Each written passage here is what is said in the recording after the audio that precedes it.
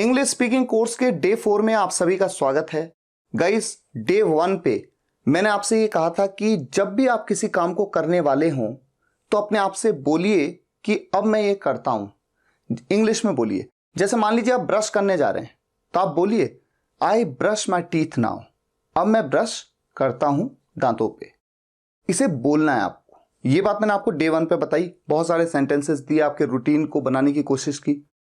Day 2 पे मैंने आपकी प्रोनाउंसिएशन पे वर्क किया, आपको बताया कि उच्चारण बहुत इंपॉर्टेंट है, आप जो भी बोलें सही बोलें। डे 3 पे मैंने आपसे कहा जो भी काम आप कर रहे हो, जो भी काम आप उसे अपने मुंह से बोलिए। जैसे आप ब्रेकफास्ट कर रहे हैं, आई एम हैविंग ब्रेकफास्ट। मैं नहा रहा हूं, I am taking a bath या आई एम बेदिंग। मैं ब्रश कर रहा हूं, I M brushing my teeth. जो भी काम आप कर रहे हैं उसे बोलते हुए करें, यह मैंने आपसे कहा। आज डे 4 है। मैं आपको ये बताऊंगा कि मैं ऐसी क्या चीजें आपके लिए लेके आने वाला हूं या क्या आपको ऐसा करना है जिससे कि आपके मुंह पे इंग्लिश अपने आप आने लगेगी। ये बहुत सारे स्टूडेंट्स के मन में क्वेश्चन है कि कितने दिन लगेंगे जब हमारे मुंह पे इंग्लिश अपने आप आने लगेगी, हम बोलने लगेंगे। इसका आंसर आपको मिलेगा और मैं आपके लिए कुछ ऐसी चीजें लेके आने वाला हूं जो आपका बहुत बेनिफिट आपको होने वाला है उससे। ठीक है, लेकिन पहले मैं आपको ये बताता हूं कि आपको कितना स्ट्रांग होना पड़ेगा और उस लेवल पे आने पे आप कितने स्ट्रांग हो जाएंगे। कोई व्यक्ति आपके सामने हिंदी में कोई भी सेंटेंस थ्रो करे, आप तुरंत उसे इंग्लिश में बना लेंगे। आप अपने मन से भी ये कर सकते हैं। आप पहले हिंदी में बोलेंगे, फिर इंग्लिश में, हिंदी में इंग्लिश में। इस तरह से आप बोल पाएंगे। उस दिन ऐसा होगा जब आपकी इंग्लिश मुंह से खुद ब खुद निकलने लगेगी। अच्छा, एक प्रैक्टिकल एग्जाम्पल देता हूं। मान लीजिए दो फ्रेंड हैं, ए और बी। ए बी से कुछ कहता है, बी ए से कुछ कहता है। इस बात को रैंडमली जो मेरे मन में आए मैं ए की तरफ से कहता हूं, फिर बी की तरफ से कहता हूं। आपका काम क्या है? सिर्फ सुनना, समझ में आए या ना आए। पर मैं पहले हिंदी में बोलता हूं, फिर मैं इंग्लिश में बोलता हूं। तो इतना बिल्कुल जैसे ही मेरे मुंह पे हिंदी आई, तुरंत मैं उसी सेंटेंस को इंग्लिश में बोल पाऊं, ये आप देखिए। ठीक है, तो स्टार्ट करते हैं ए से। क्या तुम्हें वाकई में लगता है कि तुम ये कर पाओगे? Do you really think you'll be able to do it? हाँ बिल्कुल, ये मेरे लिए बच्चों का खेल है। Yes definitely, it's a child's play for me. मुझे लगता है कि तुम मेरे साथ मजाक कर रहे हो। I think you are kidding me. बिल्कुल नहीं, ये वाकई में मेरे लिए बच्चों के खेल से ज्यादा कुछ नहीं है।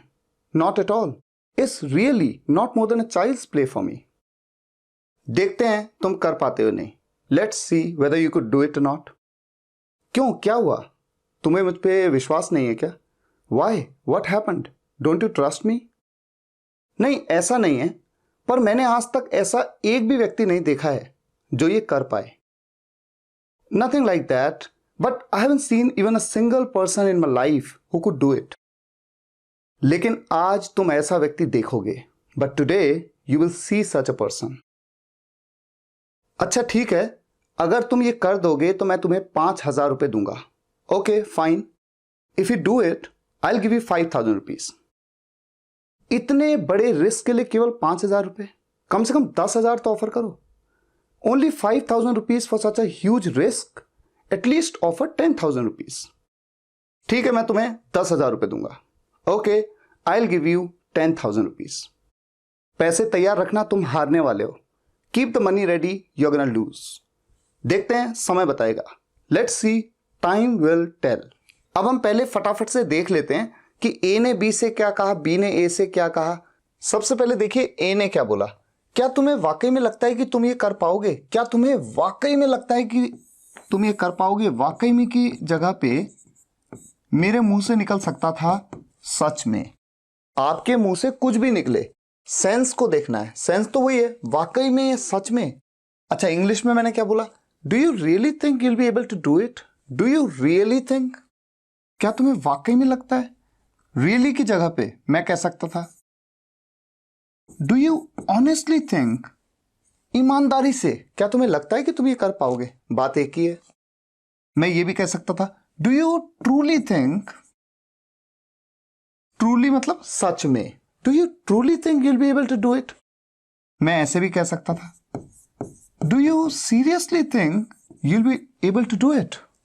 ये भी हो सकता है, बात एक ही है। You will be able to do it. तुम ये कर पाओगे। कर पाना, इसके लिए आप यहां पर कुड भी तो कह सकते हैं, कुड। तो सेंटेंस को ऐसे भी मैं बोल सकता था, do you really think you could do it, या फिर do you honestly think you could do it, do you truly think you could do it. तो एक ही सेंटेंस को बनाने के मल्टीपल वेज हो सकते हैं। इससे कोई फर्क नहीं पड़ता आप किस तरह से बोल रहे हैं, लेकिन जो आप बोल रहे हैं वो बिल्कुल सही होना चाहिए, तुरंत आपकी जुबान पे आना चाहिए। तो इतना स्पीड, इतना स्ट्रांग आपको बनना है। अब देखिए बी ने क्या बोला, हाँ बिल्कुल ये मेरे लिए बच्चों का खेल है। Yes definitely it's a child's play for me. यहां पर मैं डेफिनेटली की जगह पे बोल सकता था ऑफ कोर्स। ऑफ कोर्स का क्या मतलब होता है, हाँ बिल्कुल, बेशक, बेशक या बिल्कुल। ये मेरे लिए बच्चों का खेल है, it's a child's play for me, ऐसा मैंने बोल दिया। मैं चाहूं तो बोल सकता था it's a piece of cake for me. A piece of cake मतलब कुछ नहीं, हल्का सा काम, छोटा। या फिर मैं कह सकता था नथिंग फॉर मी, लेकिन मेरे मुंह से क्या निकला immediately, yes definitely it's a child's play for me. सही है, चाहे ऐसे बोल लो चाहे वैसे बोल लो। अच्छा फिर ए ने क्या कहा, मुझे लगता है कि तुम मेरे साथ मजाक कर रहे हो। मुझे लगता है, आई थिंक की के लिए यहां पर मैं दैट का यूज कर सकता था, नहीं भी कर सकता।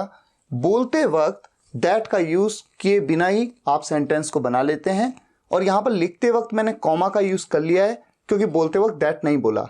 अगर बोलते वक्त दैट बोला होता तो कॉमा नहीं लगाता, सीधा दैट लिखता। I think that you are kidding me, बात एक ही है। लेकिन मैंने क्या कहा, कॉन्वर्सेशंस में जितने कम वर्ड्स यूज करें आप उतना बेहतर, लेकिन सेंस बिल्कुल सेम आना चाहिए। I think you are kidding me. और किडिंग के साथ में कई लोग विद का भी यूज कर लेते हैं, I think you are kidding with me. लेकिन विद का यूज आप न ही करें, क्योंकि इंग्लिश नेटिव डायरेक्ट बोलते हैं you are kidding me, I am kidding you. फिर बी ने बोला बिल्कुल नहीं, ये वाकई में मेरे लिए बच्चों के खेल से ज्यादा कुछ नहीं है, बिल्कुल नहीं, नॉट एट ऑल। या फिर यहां पर मैं ऐसे भी बोल सकता था, नॉट रियली, सच में नहीं, ऐसा नहीं, it's really not more than a child's play for मी।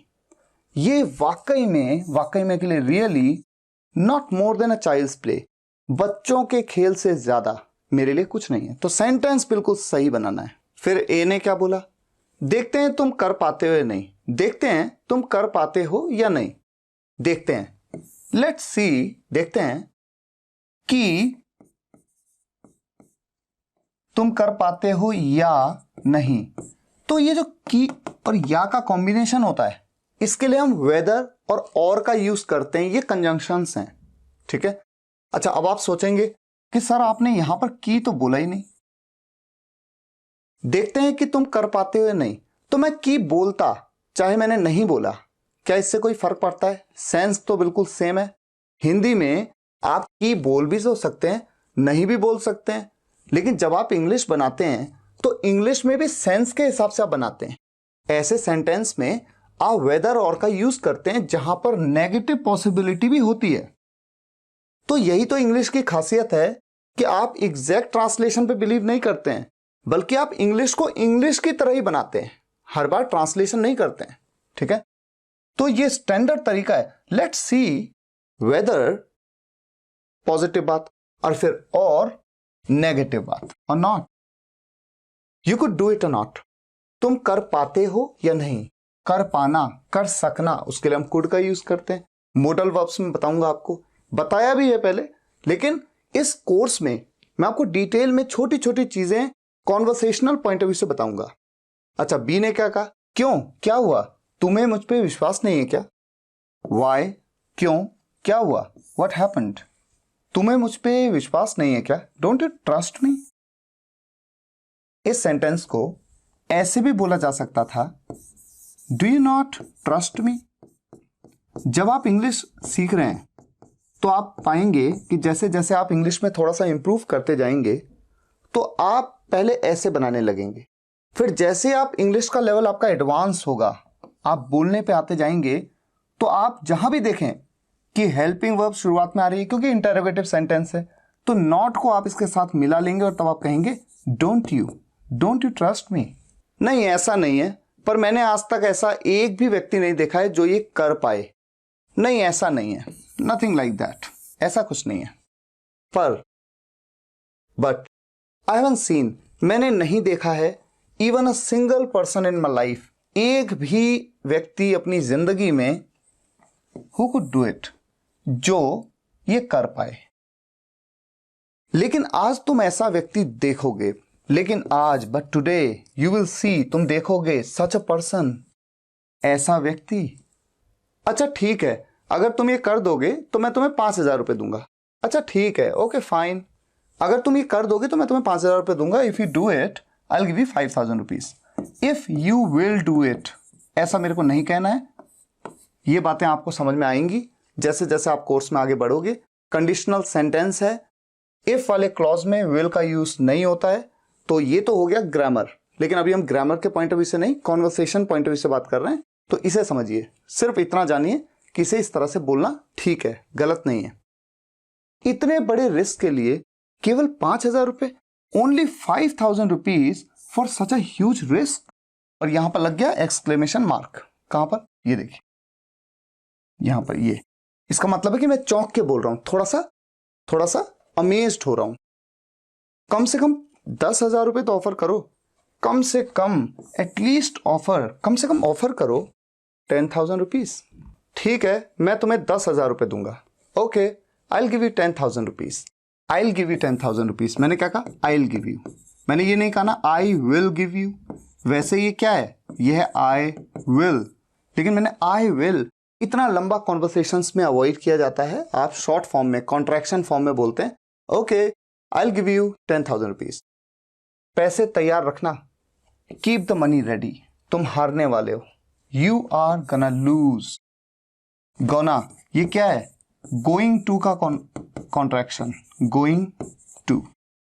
तो जब भी आप कहते हैं ना तुम ये काम करने वाले हो, तुम जाने वाले हो, तुम हारने वाले हो, ये होने वाला है, तो going to happen, going to do it. जैसे मैं खाना खाने वाला हूं, I am going to take the food. मैं वहां जाने वाला हूं, I am going to go there. मैं आपसे मिलने वाला हूं, I am going to meet you. मैं आपको आज कॉल करने वाला हूं, I am going to call you today. तो ये गोना, गोइंग टू की जगह पे गोना कहना कॉन्वर्सेशन में बड़ा कॉमन है। मैं तुम्हें आज कॉल करने वाला हूं, I am gonna call you today. तो गोना बोला तो थोड़ा एडवांस भी लगता है, तो ये धीरे धीरे आप गोना पे आ जाएंगे। लेकिन शुरुआत में आपको हर सेंटेंस को गोइंग टू के साथ चलना है, और हो सके तो गोना के साथ बोलेंगे। अभी आगे इंग्लिश स्पीकिंग कोर्स में तो बहुत कुछ आने वाला है, तब आप सीखते जाएंगे। फिलहाल तो मैं सिर्फ बता रहा हूं कि मैंने क्या बोला था। नेक्स्ट सेंटेंस देखिए, जो ए ने बोला लास्ट, देखते हैं, समय बताएगा। देखते हैं, लेट्स सी, समय बताएगा, टाइम विल टेल।